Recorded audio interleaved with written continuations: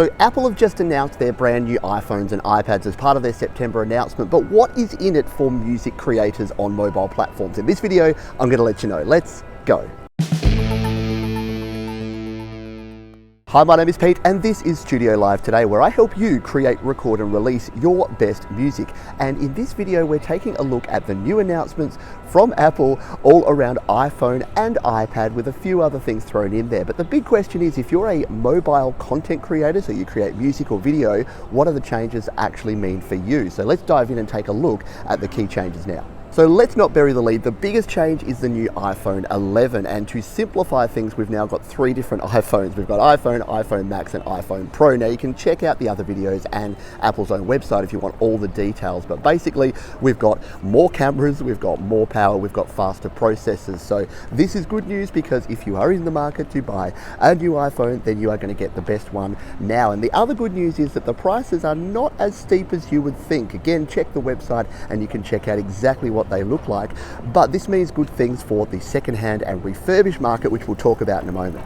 But what about music specific and video specific changes? Well, there hasn't actually been a whole lot that has changed in terms of iPhone or iPad or any of the iOS infrastructure. In fact, the biggest thing that I thought we might see is a change to a USB-C port on some of the newer devices, but we haven't actually seen that. All the new iPhones and even the brand new iPad, which we'll talk about in a moment, still use a Lightning connector. So this is actually good news for current mobile creators, because you can continue to use exactly the same gear even if you upgrade to the newest iPad or iPhone. And let's talk about that new iPad, because this is probably the biggest surprise news, is that we have a new iPad, which means, yes, now we have the iPad mini, the iPad Air and the iPad. So we've got three different models of iPad running, as well as, of course, the iPad Pro. So the main changes here is that we've now got a 10.2 inch screen. So that's a good thing for content creators. If you're creating music or you're creating video on your iPad, you can have more screen real estate. The other big news is that the price is actually only $329 US, which I was quite surprised by, and it comes out to around just over $500 Australian.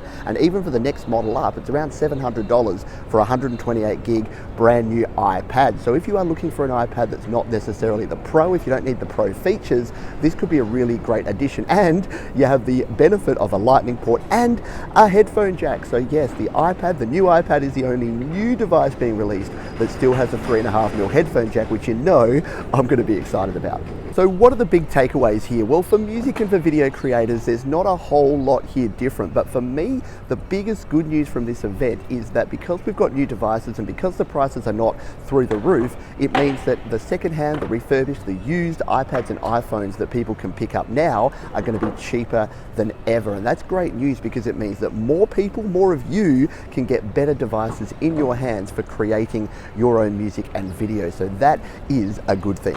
Now, there is a heap more to talk about and to cover about this announcement, so I will link down below to some other places you can check out all of the information. Of course, you can head over to Apple's website as well. I've also got two videos, one about the iPhone and one about the iPad and music creation. Those are a little old now, so they're about to be updated. If you're in the future, you'll be able to see the new version, but check the links and check the video up the top there to check out my recommendations for iPhones and iPads for music creation. So there you go. Now that you know the latest, it is time to grab whatever device you have and start creating. Create, record and release your best music. Thanks again for watching. I'll see you on the next video.